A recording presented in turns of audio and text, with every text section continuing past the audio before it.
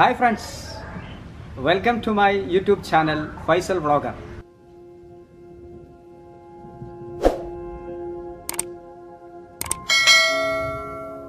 ഇന്നത്തെ എപ്പിസോഡിൽ SSLC കുട്ടികൾക്കുള്ള വിഷയമാണ് കൊണ്ടുവരുന്നത്. ഇതിന് മുന്നത്തെ എപ്പിസോഡുകളിൽ സോഷ്യൽ സയൻസ്, പ്രത്യേകിച്ചും ഹിസ്റ്ററി, ജോഗ്രഫിയുമായി ബന്ധപ്പെട്ട വിഷയങ്ങൾ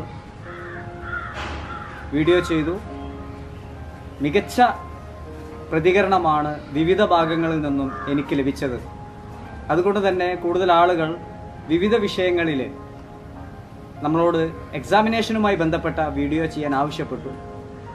നിങ്ങളുടെയൊക്കെ സഹകരണം, അല്ലെങ്കിൽ നമുക്കറിയുന്ന വിവരങ്ങൾ കുട്ടികളുടെ ഇടയിലേക്ക്, നിങ്ങളുടെ ഇടയിലേക്ക് എത്തിക്കുക എന്നുള്ള ഉദ്ദേശത്തോടു കൂടി ഇന്ന് ചെയ്യുന്ന വിഷയം ഇംഗ്ലീഷാണ്. നമുക്കറിയാം, ഇംഗ്ലീഷ് 80 മാർക്കിലേക്ക്, ഇംഗ്ലീഷ്, സോഷ്യൽ സയൻസ്, മാത്തമാറ്റിക്സ്, ഇത് മൂന്നും 80 മാർക്കിലേക്കാണ് പരീക്ഷ എഴുതേണ്ടത്. ഇംഗ്ലീഷ് ചെറുതായിട്ടൊന്ന് ശ്രദ്ധിച്ചു കഴിഞ്ഞാൽ നമുക്ക് മുഴുവൻ മാർക്കും A+ നമുക്ക് ലഭിക്കുന്നതാണ്. അപ്പോൾ അതിലുള്ള ചില ഗ്രാമർ പാർട്ടുകൾ ചുരുങ്ങിയ സമയം കൊണ്ട്, കൂടുതൽ വിശദീകരണമില്ലാതെ നിങ്ങൾക്ക് മനസ്സിലാവുന്ന രീതിയിൽ, അതിൻ്റെ പ്രധാനപ്പെട്ട ഭാഗങ്ങൾ ഒരു പ്രാവശ്യം കാണുമ്പോൾ മനസ്സിലാവുന്ന രീതിയിൽ ആണ് നമ്മൾ ഈ ഗ്രാമർ പാർട്ട് ഇന്ന് കൈകാര്യം ചെയ്യുന്നത്. Okay, welcome once again. നമുക്കറിയാം, ഇംഗ്ലീഷ് ഗ്രാമറിൽ നിങ്ങൾ ഓരോ വർഷത്തെയും ക്വസ്റ്റ്യൻ പേപ്പർ എടുത്തു നോക്കിയാൽ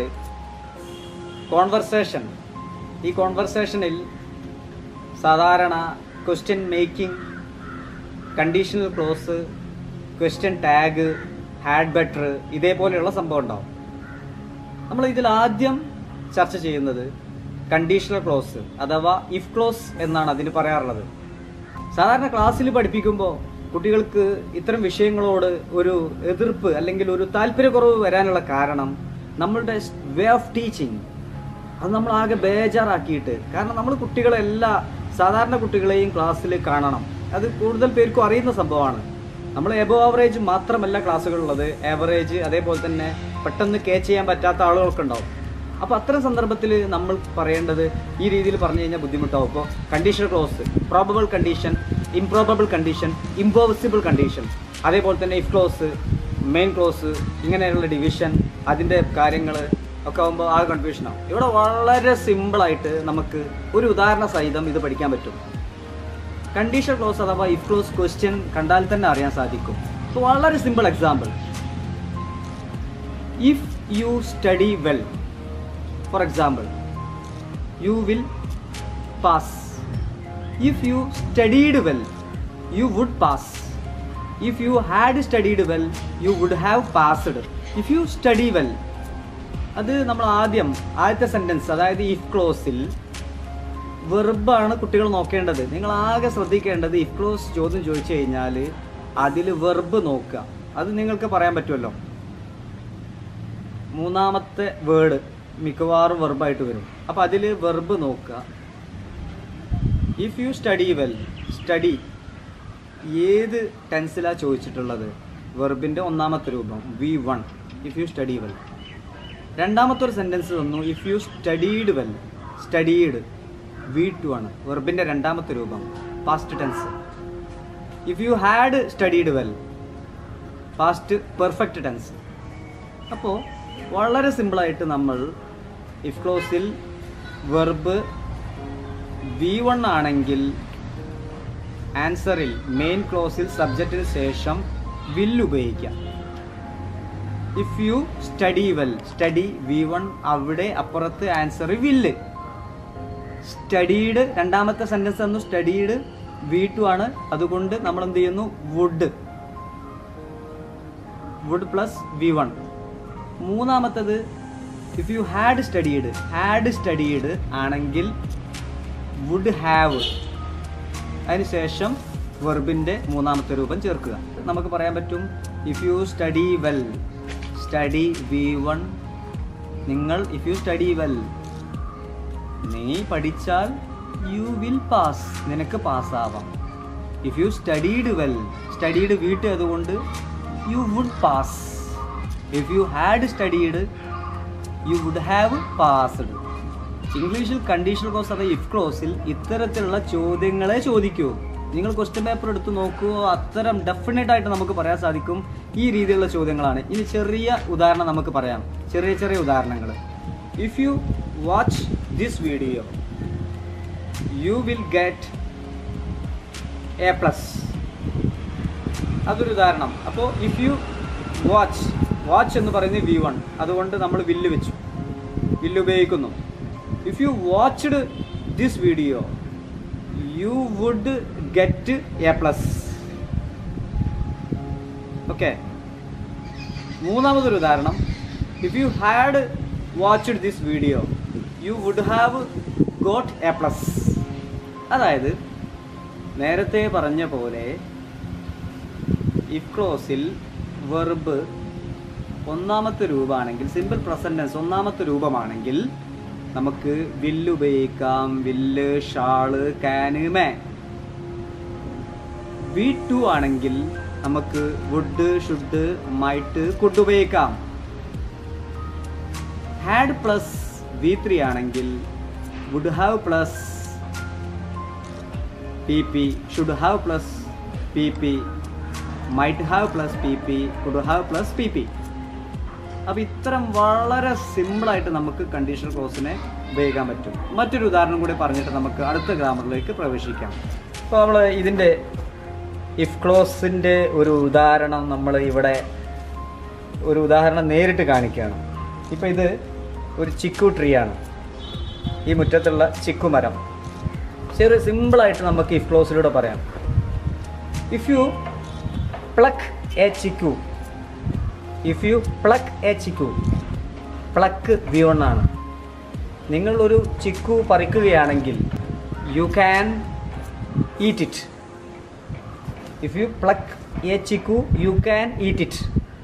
വില്ലോ ക്യാനോ നമുക്ക് ഉപയോഗിക്കാമെന്ന് പറഞ്ഞിട്ടുണ്ട്. If you plucked a chikoo you could eat it. അപ്പോൾ അവിടെ പ്ലക്ക്ഡ് വീട്ടിൽ ആയതുകൊണ്ട് കുഡ് ഉപയോഗിച്ചു.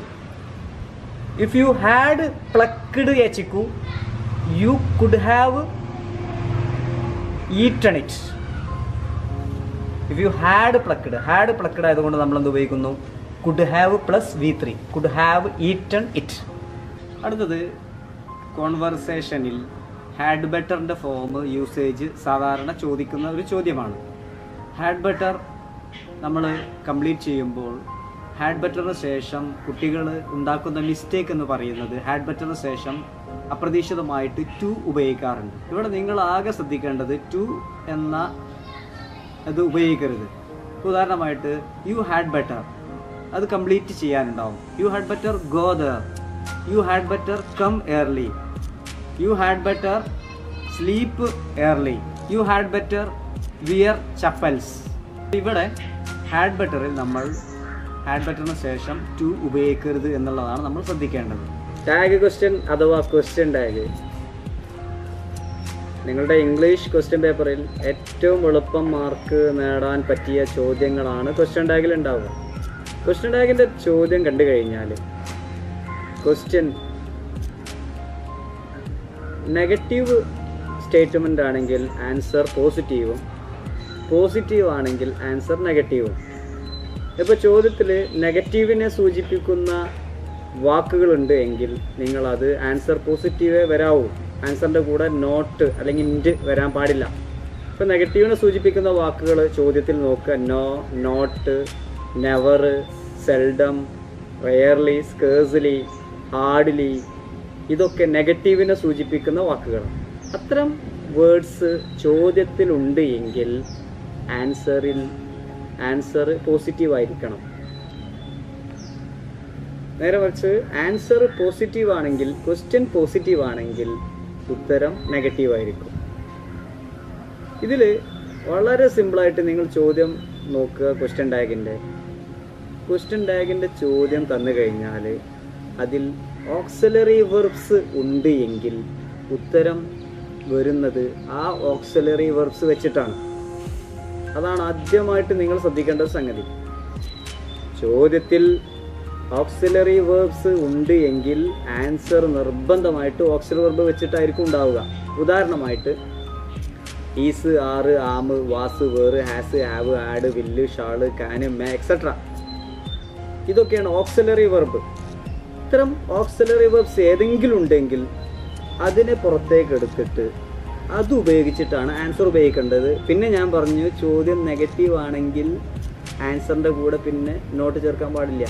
നേരെ മറിച്ച് ചോദ്യത്തിൽ ഇല്ല എന്നർത്ഥം വരുന്ന എന്തെങ്കിലും ഉണ്ടെങ്കിൽ ആൻസർ പോസിറ്റീവ് ആയിരിക്കണം. ഇപ്പോൾ ഒരു ഉദാഹരണം ഞാൻ പറയാം. Is a doctor.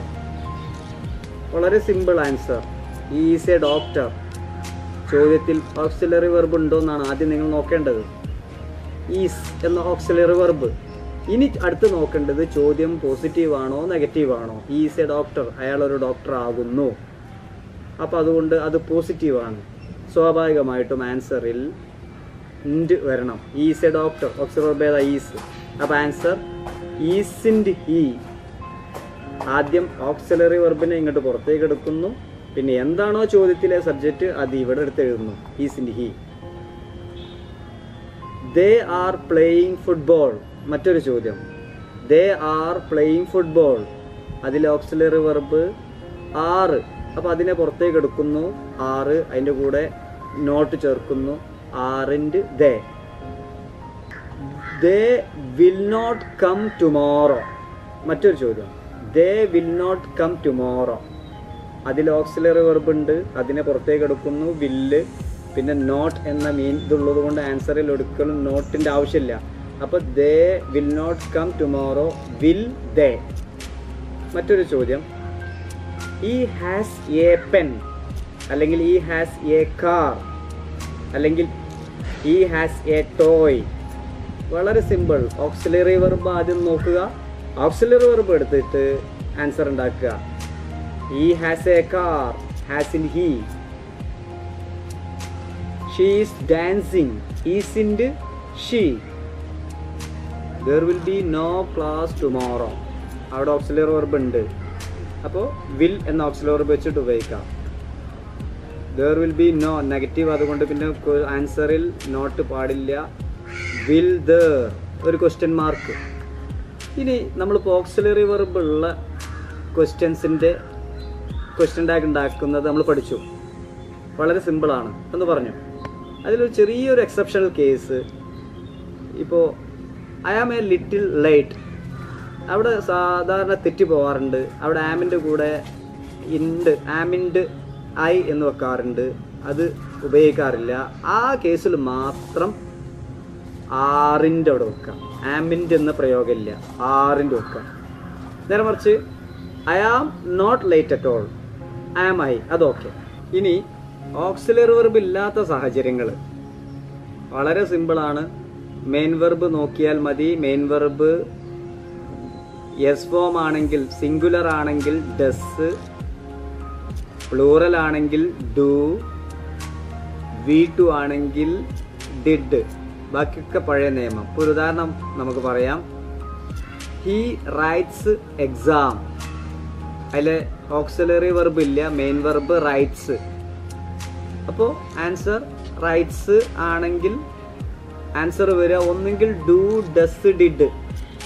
Auxiliary verb ഇല്ലാത്ത സാഹചര്യങ്ങളിൽ ക്വസ്റ്റ്യൻ ടാഗിൻ്റെ ആൻസർ വരിക do, does, did. Do plural, does singular, did വരുന്ന സാഹചര്യം V2. അപ്പോൾ ഒരു ഉദാഹരണം. He writes, she writes or he writes exam. Writes ആയതുകൊണ്ട് ഡസ്. ഇത് സെൻറ്റൻസ് പോസിറ്റീവാണ്, അതുകൊണ്ട് നെഗറ്റീവ്. Doesn't he. മറ്റൊരു ഉദാഹരണം. ദേ റൈറ്റ് എക്സാം. റൈറ്റ് എന്ന് പറയുന്നത് എന്താണ്? ദേ സബ്ജക്റ്റ് പ്ലൂറലാണ്. അപ്പോൾ ഡോണ്ട് ദേ. മറ്റൊരു ഉദാഹരണം. He wrote exam. V2 ആണ്. V2 ആണെങ്കിൽ question tag did. Didn't he. He never comes to school. അവിടെ നെഗറ്റീവ് സെൻറ്റൻസ് ആണ്, അതുകൊണ്ട് ആൻസർ നെഗറ്റീവ് പാടില്ല. നോ, നോട്ടൊന്നും ചേർക്കാൻ പാടില്ല. അപ്പോൾ അവിടെ he never comes to school. Comes എന്ന് പറയുന്ന വെർബിനെ നമ്മൾ മനസ്സിലാക്കുക. ഡുവ, ഡസ, ഡിഡ, സിംഗുലർ. അപ്പോൾ ഡസ് ഹി. അടുത്തത് ക്വസ്റ്റ്യൻ ടാഗിൽ നിങ്ങൾ മനസ്സിലാക്കേണ്ടത് ലെറ്റ് കണ്ടോ, സ്റ്റാർട്ടിങ്ങിൽ ലെറ്റ് ഉണ്ടോ ഷാളാണ് ആൻസർ വരിക. let us go, shall we, us, shall, let us meet him, shall we. അപ്പോൾ ലെറ്റ് ക്വസ്റ്റ്യൻ ടാഗിൽ ഉണ്ടെങ്കിൽ ആൻസർ ഷാൾ. അതേപോലെ തന്നെ ക്വസ്റ്റ്യൻ ടാഗ് ഇമ്പറേറ്റീവ് സെൻറ്റൻസ് ആണെങ്കിൽ, ഇമ്പറേറ്റീവ് നമുക്കറിയാം കമാൻഡ്, റിക്വസ്റ്റ്, അഡ്വൈസ് ഒക്കെ ഇമ്പറേറ്റീവ് സെൻറ്റൻസാണ്. ഇമ്പറേറ്റീവ് സെൻറ്റൻസ് ക്വസ്റ്റ്യൻ ടാഗ് ആണോ ഒന്നും നോക്കണ്ട, will you or won't you, ഓർക്കാൻ വിൽ യു ആലോചിച്ചാൽ മതി. ഇമ്പറേറ്റീവ് സെൻറ്റൻസ് കമാൻഡ്, ഇപ്പോൾ ജഡ്ജ് പറയാണ് ഹാങ് ഹിം, അതൊരു ഇമ്പറേറ്റീവ് സെൻറ്റൻസാണ്. Will you, close the door, അത് ഇമ്പറേറ്റീവ് ആണ്. Will you or won't you. Please give me some water, അത് റിക്വസ്റ്റ് ആണ്. Will you or won't U. അപ്പോൾ ഇമ്പറേറ്റീവ് ആണെങ്കിൽ will you or won't U. Let വന്നു കഴിഞ്ഞാൽ ഷാള്, ഓക്സിലറി വെർബ് ഉണ്ടെങ്കിൽ അത് ഉപയോഗിച്ചിട്ട് ക്വസ്റ്റ്യൻ ടാഗ് ആൻസർ ഉണ്ടാക്കുക. ഓക്സിലറി വെർബ് ഇല്ലാത്ത case do, does, did. Negative ആണെങ്കിൽ പോസിറ്റീവ്, പോസിറ്റീവ് ആണെങ്കിൽ നെഗറ്റീവ്. വളരെ സിമ്പിൾ. ഇനി ചില ഫ്രേസൽ വെർബ്സ്, അത് നിങ്ങൾ സാധാരണ കോമൺ ആയിട്ട് റിപ്പീറ്റ് ചെയ്ത് വരും. എങ്ങനെയായാലും 2 മാർക്ക് നിങ്ങൾക്ക് അതിൽ നിന്ന് കിട്ടും, അല്ലെങ്കിൽ 1 മാർക്ക് ഡെഫിനറ്റ് ആയിട്ടും കിട്ടും. മുഴുവൻ പഠിക്കുന്നവർക്ക് മുഴുവൻ കിട്ടും. സാധാരണ കണ്ടിന്യൂസ് ആയിട്ട് ചോദിക്കുന്നതാണ് ഫ്രേസൽ വെർബ്. ഇപ്പോൾ കോൾ ഓൺ എന്ന് പറഞ്ഞു കഴിഞ്ഞാൽ visit a person, call at visit a place, put on to wear, put up with tolerate, put out extinguish, go away escape, go for attack, turn up arrive, turn off switch off, turn on switch on, put down to write something, put forward suggest, put up stay, put across convey or communicate, put up with tolerate, put off postpone, look after, protect, go on, continue, make out, understand, put by, save, come across, meet by chance. യാദൃശ്ചികമായി കണ്ടുമുട്ടുന്നതാണ് come across. ഇതൊക്കെ അർത്ഥം അറിയാം, അതൊക്കെ പ്രധാനപ്പെട്ടതാണ്. ഇങ്ങനെ ഇത്രയും പ്രധാനപ്പെട്ടത് നിങ്ങൾ ബൈ ഹാർട്ടാക്കി വെക്കുക. പിന്നെ അടുത്തത് വളരെ പ്രധാനപ്പെട്ടത്, ചെറിയൊരു കൺഫ്യൂഷൻ വളരെ സിമ്പിളായിട്ട് നമുക്ക് തീർക്കാം. Reported speech. അപ്പോൾ അത് പഠിപ്പിക്കുമ്പോൾ കണ്ടമാനം നമുക്ക് കുറേ കാര്യങ്ങൾ പറയാനുണ്ടാവും. ഇവിടെ അതിൻ്റെ ചെറിയ വശങ്ങളാണ് നമ്മൾ പഠിപ്പിക്കുന്നത്. പ്രധാനപ്പെട്ട ഓർക്കേണ്ട അതിൻ്റെ പ്രധാനപ്പെട്ട ടേംസ് മാത്രം നിങ്ങൾ ആലോചിക്കുക. നമ്മുടെ പരീക്ഷയുടെ അടുത്തുകൊണ്ടിരിക്കുകയുള്ള സമയം, അതുകൊണ്ട് കൂടുതലായിട്ട് കൺഫ്യൂഷൻ ഉണ്ടാക്കുന്നില്ല. ഇപ്പോൾ അതിൽ ഒരാൾ ഡയറക്റ്റായിട്ട് ഒരാളോട് പറയുന്നത്, നേരിട്ട് പറയുന്നത് ഡയറക്റ്റ് സ്പീച്ചും, അത് കേട്ടിട്ട് മൂന്നാമതൊരാൾ 4ാമത്തെ വ്യക്തിയോട് പറയുന്നത് ഇൻഡയറക്റ്റ് സ്പീച്ചുമാണ്. അപ്പോൾ മനസ്സിലാക്കുക, ആദ്യം പറഞ്ഞത് പ്രസൻറ്റിലും, 3ാമത്തെ ആൾ 4ാമത്തെ ആളോട് പറയുന്നത് പാസ്റ്റ് ടെൻസ് ആയിരിക്കും. അപ്പോൾ ഇതിൽ simple present tense past tense ആവും, പ്രസൻറ്റ് കണ്ടിന്യൂസ് പാസ്റ്റ് കണ്ടിന്യൂസ് ആവും, present perfect tense past perfect ആവും, present perfect continuous past perfect continuous. ഇതാണ് ആദ്യം നമ്മൾ ശ്രദ്ധിക്കേണ്ടത്. പിന്നെ മോഡൽ ഓക്സിലറീസിന് ഉണ്ടാവുന്ന ചേഞ്ച്, ഉദാഹരണം വില്ല്, ഷാള്, ക്യാന്, മേ ചോദ്യത്തിലുണ്ട് എങ്കിൽ വില്ല് വുഡാവും, ക്യാന് കുഡാവും, മേ മൈറ്റാവും, ഷാള് ഷുഡാവും. അത് ശ്രദ്ധിക്കുക.